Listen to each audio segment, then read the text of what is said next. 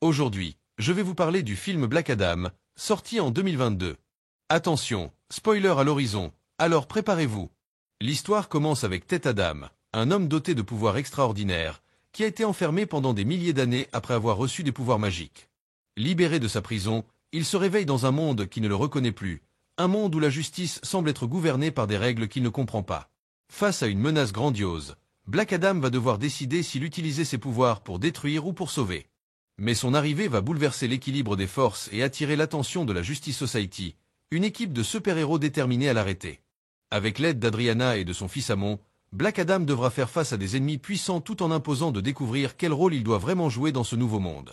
Restez avec moi pour découvrir comment Black Adam, un anti-héros au passé complexe, va redéfinir ce que signifie être un héros.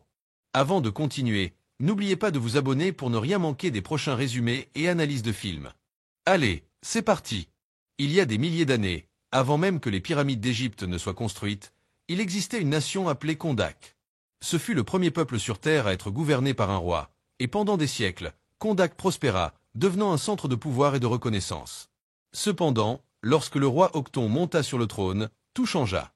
Il utilisa son armée pour prendre le pouvoir par la force, et pendant plusieurs années de son règne, il se révéla être un véritable tyran obsédé par la magie noire. Octon avait pour objectif de forger la couronne de Sabak. De cette façon, il deviendrait invincible. Pour forger la couronne, il devait collecter de l'édernium, un minéral rare aux propriétés magiques que l'on ne trouve qu'à Kondak. Il força ensuite son propre peuple à creuser ces terres. Lorsque l'un des creuseurs trouva un fragment de la pierre, il dut courir le remettre au veilleur et ainsi obtenir la récompense promise par le roi. Cependant, il y avait toujours le risque d'être volé par d'autres ouvriers sur le chemin. Alors que Jao était sur le point de perdre le trésor qu'il venait de trouver, Haru apparut pour le défendre et l'accompagna jusqu'à ce qu'il parvienne à livrer la pierre à l'un des soldats. Cependant, lorsque Jao récupéra la récompense promise par le roi, le soldat le frappa au ventre et le poussa d'une falaise. En voyant cette scène brutale, Pérou est horrifié, et Tête Adam fait sortir son fils avant que le jeune homme ne devienne la prochaine victime. Pérou rêvait d'une vie libre pour lui et son peuple, mais Tête Adam conseille au jeune homme de ne pas essayer de jouer les héros, car les cimetières en sont remplis.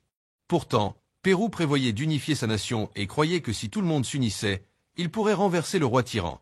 Le jeune homme vole alors l'édernium de la main du garde et utilise la pierre comme symbole de liberté afin d'allumer une étincelle dans le cœur de son peuple. Le roi Octon savait que cette petite étincelle pouvait se transformer en feu. Il ordonna donc que le jeune homme soit éliminé devant tout le monde.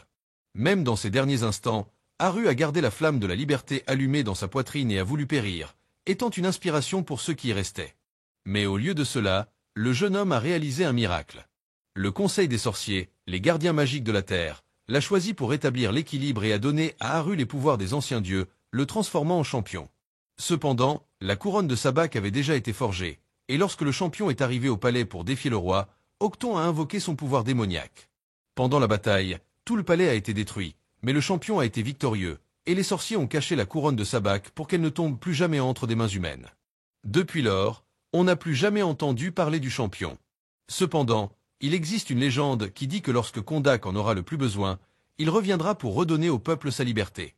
Actuellement, le pays est dirigé par des mercenaires internationaux connus sous le nom d'Intergants. Pour quitter la ville, tous les véhicules doivent être inspectés et les gens doivent montrer leurs documents aux gardes qui surveillent les frontières. Alors que le coffre d'une camionnette est sur le point d'être fouillé, Moon, un adolescent de 14 ans, tente de franchir la barrière avec son skateboard mais est renversé par le garde. L'homme lui ordonne alors d'aller au bout de la file pour être fouillé et une Moon le provoque. Enragé, le membre d'Intergants ordonne à Karim de partir avec sa camionnette et vérifie son poignet à la recherche d'une image de la fugitive recherchée Adriana Thomas. Alors que le véhicule traverse la frontière, Adriana sort de sa cachette et une Moon apparaît à la fenêtre. Le jeune homme est le fils de la fugitive et compte l'accompagner dans sa mission de recherche de la couronne de Sabak. Cependant, la femme parvient à le convaincre de rentrer chez lui. Sur le chemin de la montagne, où, selon la carte, l'artefact est censé être caché, Adriana sait de près son pendentif en édernium qu'elle a reçu de sa grand-mère, et Samir dit que la pierre vaudrait une fortune si elle était vendue sur le marché illégal.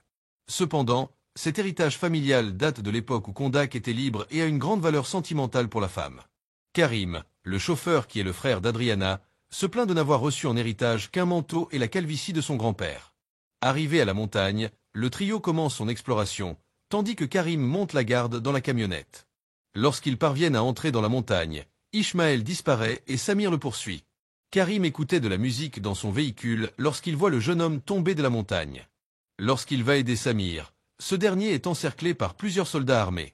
Pendant ce temps, Adriana est surprise par l'arrivée soudaine d'Ishmael. La femme demande où se trouve Samir et il déclare que son compagnon a besoin de quitter la montagne pour prendre l'air. Le duo se dirige alors vers la tombe de Tête Adam. Quelques pas plus loin se trouve la couronne de Sabak et Adriana doit sauter entre deux gros rochers pour la récupérer. À ce moment-là, les gardes qui entouraient Karim apparaissent et capturent Ishmael. L'homme demande à Adriana de fuir, et le chef d'escouade utilise son frère comme otage pour empêcher que Karim ne soit éliminé. La femme décide de se rendre, s'agenouillant sur la tombe de Tête Adam. Adriana est autorisée à dire ses derniers mots et invoque la présence du champion en prononçant le mot Shazam. Immédiatement, une mystérieuse silhouette apparaît et utilise ses puissants rayons pour désintégrer le corps de l'un des mercenaires. Surpris, les autres soldats commencent à tirer, et Adriana profite de la distraction pour s'échapper avec son frère. Les balles ne suffisent même pas à blesser le corps de ce puissant guerrier, qui utilise son hypervitesse pour éliminer ses ennemis. Au milieu de la bataille, la femme parvient à récupérer la couronne et est sauvée par le champion, qui empêche un gros morceau de roche de lui tomber sur la tête. Lorsque Black Adam quitte la montagne où il a passé les derniers milliers d'années, il est confronté à de nouveaux ennemis utilisant des machines volantes dont il n'aurait même jamais imaginé l'existence. Pendant ce temps, Adriana et Karim retournent à la camionnette. Pendant que son frère conduit, la femme rapporte qu'elle a réussi à obtenir la couronne, et malgré les événements imprévus, la mission a été un succès. À quelques mètres de là, une guerre a lieu. Black Adam provoque une énorme explosion en faisant entrer en collision deux hélicoptères. Le chaos s'installe lorsque d'autres véhicules apparaissent, et le champion utilise ses propres attaques pour vaincre ses dizaines de soldats sans la moindre difficulté. Lorsque tout autour est détruit, Black Adam s'approche de la camionnette où se trouve Adriana et est attaqué par l'un des derniers survivants. Karim est impressionné de voir ce type à capuche attraper un missile en plein vol, et est encore plus impressionné lorsqu'il se rend compte que même l'explosion d'une bombe ne peut le vaincre. Après avoir éliminé l'homme qui l'a attaqué, Black Adam part avec une blessure à l'abdomen. À ce stade, Karim se sent soulagé et espère ne plus jamais revoir ce cinglé. Cependant, à son grand désespoir, le champion finit par retomber sur terre et s'évanouit à cause de sa blessure. Pourtant, à l'intérieur de la montagne, Ishmael reçoit un appel d'un des membres de son équipe de mercenaires. L'homme a planifié toute cette mise en scène pour voler la couronne sans que sa couverture ne soit dévoilée, mais a échoué lamentablement dans sa mission. Il doit maintenant se lancer à la poursuite d'Adriana, dans l'espoir de mettre la main sur l'artefact. En apprenant le réveil du champion, Hawkman demande l'aide d'une petite équipe de super-héros pour passer à l'action. Le groupe se compose de Maxinuncle, connu sous le nom de Cyclone en raison de sa capacité à manipuler les vents, d'Al Rothstein, connu sous le nom d'Adam Smasher car il possède des pouvoirs qui lui permettent de modifier la taille de son propre corps, et de Kent, également appelé Dr. FATE, le membre le plus puissant du groupe. Le trio arrive au manoir de Hawkman aux États-Unis et découvre bientôt qu'ils sont sur le point de se lancer dans une mission internationale. Son objectif principal est de se rendre à Kondak pour capturer et arrêter Black Adam, un méta-humain extrêmement puissant. L'équipe, auto-intitulée Justice Society, monte à bord d'un vaisseau qui, selon Hawkman, est complètement indestructible, car fabriqué à partir d'un métallante. Quelques heures après la bataille, le champion se réveille dans la chambre d'Amun. Il sort du lit et utilise ses pouvoirs pour soigner sa blessure. En voyant son reflet dans le miroir, l'homme est confus, car ce type d'outil n'existait pas à son époque. Il découvre alors que 5000 ans se sont écoulés depuis son emprisonnement. Dans le salon, Adriana continue ses recherches sur la couronne maudite et découvre une phrase écrite à l'intérieur de l'artefact, qui stipule que la vie est le seul chemin vers la mort.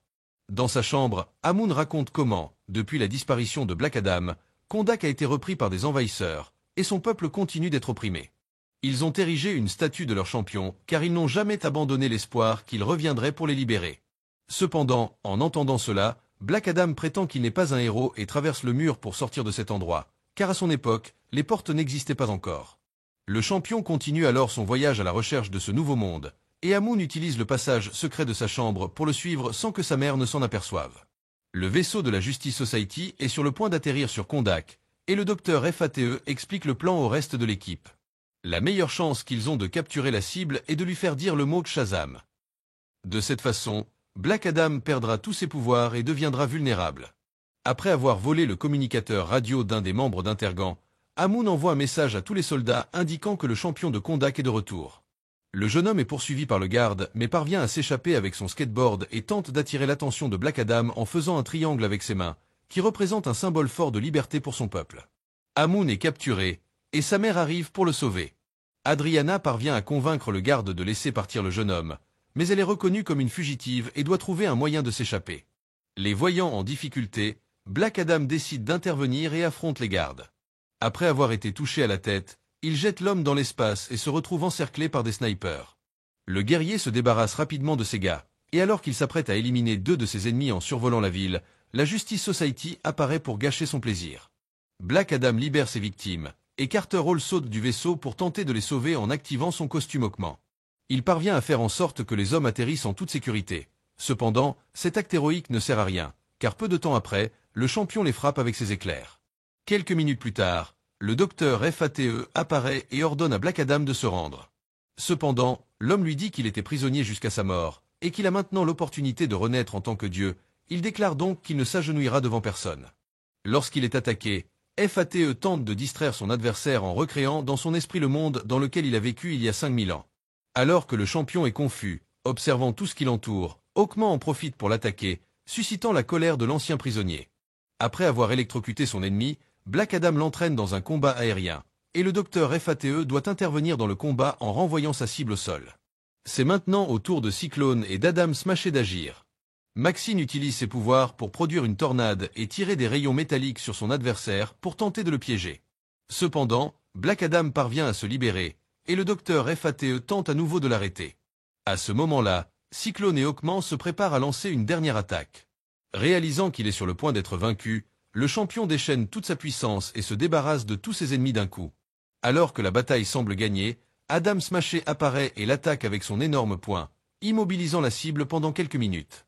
Cependant, lorsqu'il se remet de l'attaque, Black Adam se libère et d'un seul coup de poing, renverse le grand gaillard. À ce moment, les habitants des environs s'unissent pour souhaiter longue vie à leur champion, qui disparaît après avoir remporté une énième bataille. Le docteur FATE ordonne à son équipe de ne pas le suivre car il sait qu'aucun d'entre eux n'a assez de pouvoir pour vaincre ce méta-humain. Au lieu de cela, le héros se lance à la poursuite d'Adriana, car dans une vision, il lui est révélé que la femme détient la couronne de Sabbac. Cependant, elle prétend qu'elle n'a pas la couronne. À présent, Amun est parti depuis longtemps. Pendant la bataille, il a pris l'artefact et l'a mis dans son sac à dos afin de régler les choses pacifiquement. Adriana propose d'accompagner les héros au palais où se trouve Black Adam. Selon la légende, 5000 ans plus tôt, le champion s'est rendu dans ce même palais pour libérer son peuple, mais selon les membres de la Justice Society, il y est allé en quête de vengeance, pas de liberté. Puis, au plus fort de sa colère, les pouvoirs de Black Adam sont devenus incontrôlables, et après avoir détruit le palais avec tous ceux qui s'y trouvaient, le Conseil des sorciers a été contraint de le considérer indigne des cadeaux qu'il avait reçus. C'est ainsi que le champion a fini par être enfermé dans un tombeau jusqu'à ce qu'il soit libéré par Adriana. Après avoir été confronté à la femme, Black Adam décide d'appeler à une trêve et d'écouter ce que ses ennemis ont à dire. Quand Amun arrive chez lui, il est surpris de constater qu'Ishmael est vivant. Ce qu'il ne réalise pas, c'est que l'homme est un traître et qu'il est allé là-bas pour voler la couronne. Il prend le jeune homme et son oncle en otage et ordonne à Amun de lui remettre son sac à dos. Cependant, afin d'éviter qu'un artefact aussi puissant ne tombe entre des mains dangereuses, Karim attaque Ishmael et ordonne à son neveu de fuir avec la couronne. De cette façon, il finit par recevoir une balle dans l'abdomen, mais donne à Amun suffisamment de temps pour cacher la couronne et s'échapper par son passage secret. Au cours de la négociation entre Black Adam et les membres de la Justice Society, Adriana reçoit un appel de son fils, qui l'informe de tout ce qui s'est passé. Le jeune homme lui dit qu'il se cache dans le bâtiment pendant que l'intergant le recherche. Désespérée, la femme supplie le champion de sauver son fils. Lorsque Black Adam apparaît, il se rend compte qu'Amun a déjà été capturé et ordonne aux mercenaires de le libérer. À ce moment-là, le jeune homme est projeté dans les airs, mais le héros parvient à le sauver avant que son corps ne soit déchiqueté au sol. Il revient ensuite se débarrasser des criminels, et Ishmael utilise un pistolet pour forcer le jeune homme à le suivre. L'homme ouvre son sac à dos et demande où se trouve la couronne, mais Amun refuse de lui donner l'information. L'homme décide alors de le prendre en otage, suscitant la colère de Black Adam lorsqu'il découvre ce qui s'est passé. Enfermé dans le coffre d'une moto flottante, le jeune homme appelle sa mère et l'informe qu'il est coincé dans l'un des véhicules. En entendant cela, la Justice Society aide à fouiller les véhicules à la recherche du jeune homme. Black Adam fouille les motos une par une, et en constatant qu'Amun n'est pas là, il n'éprouve pas le moindre remords à éliminer le pilote. Hawkman tente de l'empêcher de continuer à prendre la vie des gens de cette façon, mais le champion refuse de suivre ses ordres. Finalement, Black Adam démonte le dernier véhicule et vérifie qu'Amon n'est pas non plus à l'intérieur. Ce qui s'est passé, c'est qu'Ishmael a utilisé ses partenaires comme appât pour distraire le champion pendant qu'il s'enfuyait avec le jeune homme. Au milieu de la bataille, le docteur FATE rendra visite à la maison d'Adriana, car il sait que la couronne y est cachée. Lorsqu'il arrive à l'appartement, il trouve Karim abattu par balle sur le sol. L'homme est à l'agonie, car il croit que ce sera le moment de son élimination. Alors, pour le calmer, le héros révèle qu'il est capable de voir dans le futur et déclare que ce n'est pas ainsi que Karim sera éliminé. Son destin est d'être électrocuté. À cette nouvelle, l'homme se sent soulagé mais se rend vite compte qu'il devra abandonner sa profession d'électricien. Alors que Karim est soigné sur le navire, Adriana est surprise par la présence de Ken. L'homme déclare que lui et son équipe trouveront Amon, et quelques minutes plus tard, le champion apparaît avec Hawkman, qui emmène 2 membres d'Intergan pour que leurs esprits soient fouillés par le docteur FATE. Cependant, Black Adam préfère une méthode plus primitive pour extraire des informations. Il menace de faire tomber les prisonniers d'une hauteur de plusieurs centaines de mètres s'ils ne répondent pas à sa question. Cependant, même après avoir obtenu les informations dont il avait besoin, l'homme chauve décide de les laisser partir, et Hawkman doit se dépêcher de sauver la vie de ses gars. Furieux que Black Adam tente toujours d'éliminer les criminels, le héros l'attaque. Ils détruisent toute la maison pendant la bataille, et accidentellement, en essayant de frapper son adversaire au visage, le champion finit par frapper la couronne. Avec l'artefact en main, il décide de travailler en équipe pour récupérer le jeune homme et compte utiliser la couronne comme monnaie d'échange. Pendant le voyage, le docteur FATE a une vision et découvre que Hawkman sera éliminé lors de la bataille à venir. Il décide de révéler ce fait à son compagnon et déclare que très bientôt viendra le moment où ils devront se dire au revoir. Peu de temps après, l'équipe arrive dans les montagnes d'Aladidia, et ils conviennent d'un plan stratégique pour éviter autant que possible qu'un membre de l'équipe ne se perde pendant la mission. Black Adam est le premier à prendre d'assaut les lieux. Il élimine le plus de gardes possible et trouve Ishmael. Cependant, il est incapable de l'attaquer, car l'homme est protégé par un bouclier en édernium. Puis, le reste de l'équipe se présente. En voyant un pistolet pointé sur la tête de son fils, Adriana décide de lui remettre la couronne. Avec l'artefact en main, Ishmael révèle qu'il est le dernier descendant vivant du roi Octon et affirme qu'il a désormais tout ce dont il a besoin pour devenir le prochain roi de Kondak. Après avoir prononcé les mots décrits dans la couronne de Sabak, l'homme désactive le bouclier et tire sur Amon. Cependant, Black Adam utilise son hypervitesse pour empêcher la balle de toucher le jeune homme, et sa fureur détruit toute la montagne, protégée par des membres de la Justice Society. Adriana et Amon parviennent à survivre, mais le jeune homme doit être emmené pour faire soigner ses blessures. Adam Smashé trouve la couronne collée au corps carbonisé d'Ishmael et l'emmène au vaisseau, tandis que Hawkman part à la poursuite du champion. Lorsqu'il le trouve, Black Adam est dans le palais, regardant la statue de Haru, son fils. Le jeune homme était le véritable champion de Kondak, c'est lui que les sorciers ont choisi pour recevoir ses dons et sauver le peuple. Cependant, après de nombreuses victoires du champion, le roi Octon s'en est pris aux membres de sa famille. Voyant son père sur le point de périr, Harin a décidé de lui transmettre ses pouvoirs et a ainsi pu le sauver. Ce qu'il n'aurait jamais pu imaginer, en revanche, c'est que l'armée du roi serait là pour l'attaquer. Ce jour-là, après avoir cédé ses pouvoirs à son père, Harin a été éliminé d'une flèche dans le cœur, et une profonde colère s'est emparée de Tête Adam. Conscient que son fils désapprouverait ses actes, Black Adam décide de renoncer au pouvoir qu'il a reçu et demande à Hawkman de lui garantir qu'après sa transformation, il ne pourra plus prononcer le mot Shazam, afin de s'assurer que l'homme ne puisse jamais retrouver ses pouvoirs. Hawkman l'emmène dans un laboratoire sous-marin et laisse le méchant aux soins d'Emilia Harcourt et de son équipe. La femme garantit que le champion ne pourra jamais dire un seul mot de toute l'éternité, tout comme des dizaines d'autres méchants qu'elle garde enfermés dans le laboratoire. Dans la morgue du navire, quelque chose de mal commence à arriver au reste d'Ishmael. Le docteur FATE est tourmenté par la même vision encore et ne comprend pas pourquoi cela se produit. Après tout, sa mission a été accomplie avec succès. Kent craint que si Carter périt, la Justice Society puisse prendre fin. De plus, bien qu'il soit habitué au malheur de FATE, Kent ne peut accepter l'élimination de son ami. Au lieu d'être soulagé par l'élimination d'Ishmael, Adriana est intriguée par la facilité avec laquelle ils ont pu se débarrasser de lui. La femme se souvient alors de la phrase sur la couronne. Sur celle-ci était gravé un message qui disait « La vie est le seul chemin vers la mort ». Cependant, avant de périr, Ishmael a prononcé la phrase à l'envers, en disant que la mort est le seul chemin vers la vie. Intriguée par ce fait, la femme décide de retourner la couronne et découvre qu'en reflétant les mots, la phrase se transforme et devient identique à celle que l'héritier d'Octon a dite avant d'être éliminé par le champion. Adriana soupçonne alors qu'Ishmael a capturé Amon dans l'intention de se faire éliminer par Black Adam. De cette façon, il pourrait retrouver son chemin vers la vie et prendre le trône de Kondak. Lorsque la femme parvient à percer tout le mystère, la couronne disparaît et Sabak émerge des profondeurs de l'océan. Immédiatement, Hawkman envoie des missiles pour l'éliminer, mais le démon parvient à détruire le navire. La Justice Society s'unit alors pour empêcher Sabak de s'asseoir sur le trône, car si cela se produit, il deviendra invincible. Avec l'aide de ses compagnons, Hawkman parvient à blesser l'ennemi, mais reçoit bientôt une attaque qui le laisse inconscient. Voyant sa prédiction sur le point de se réaliser, Kent érige un bouclier autour du château, empêchant son équipe de continuer la bataille. L'homme est prêt à donner sa vie pour sauver son ami et se dit soulagé de ne pas pouvoir prédire ce qui va se passer pour la première fois depuis de nombreuses années. Alors qu'il assiste au sacrifice de son partenaire, Carter tente de détruire le champ de force mais n'y parvient pas. Après avoir assuré la sécurité de son équipe, le sorcier se lance à la poursuite de Sabak et tente de le ralentir, espérant que Black Adam se présentera pour vaincre le démon. Alors qu'il combat l'ennemi, le docteur FATE contacte le champion et affirme qu'il est le seul à pouvoir vaincre Sabak. Le sorcier utilise ses pouvoirs pour le libérer et plusieurs gardes apparaissent pour empêcher le guerrier de se transformer. Cependant, malgré sa faiblesse et son absence de pouvoir, Tête Adam parvient à les vaincre et saute dans l'océan. À ce moment, le docteur FATE reçoit son avant-dernier coup, et la protection autour du palais s'effondre. Hawkman réalise alors que son ami est sur le point de rendre son dernier souffle et se précipite pour tenter de le sauver. Cependant, lorsqu'il rencontre son compagnon, le héros finit par assister à son élimination. Sabak s'assoit alors enfin sur son trône et se rétablit comme roi de Kondak. Le démon déchaîne les légions de l'enfer pour détruire le peuple, et Adriana se prépare à affronter les zombies lorsque son frère apparaît dans la camionnette. Karim ne ressent pas la moindre peur d'affronter ces créatures. Après tout, selon le docteur FATE, il sera éliminé par électrocution et non dans une bataille contre les morts-vivants. À la demande de sa mère, Amon sollicite l'aide de son peuple pour lutter contre les monstres et pour sa liberté.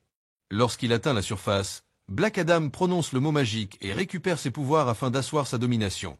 Sabak détruit la statue de Haru, et Amon est sur le point d'être frappé par The Rock lorsque le champion apparaît. Après avoir sauvé le jeune homme, le guerrier se lance à la poursuite du démon, l'empêchant de détruire Hawkman. À cet instant, une véritable bataille entre champions commence, celle qui décidera de l'avenir de cette nation. Black Adam est en train de perdre le duel, alors Carter décide d'intervenir. Il frappe dans le dos mais finit par être gravement blessé, tout comme il l'était dans la vision de Kent. Cependant, ce n'était pas son vrai corps.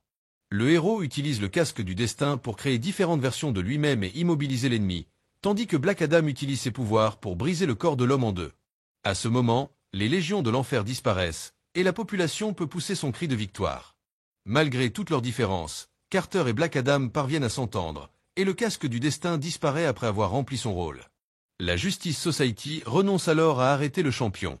Après tout, il a sauvé ses gens. Le groupe retourne donc aux États-Unis et Black Adam s'assoit sur le trône. Le peuple lui demande de les diriger, mais le guerrier décide de détruire ce trône une fois pour toutes. Au lieu de devenir le dirigeant, il déclare qu'il ne sera que le protecteur de cette nation. De cette façon, Kondak peut enfin être libre.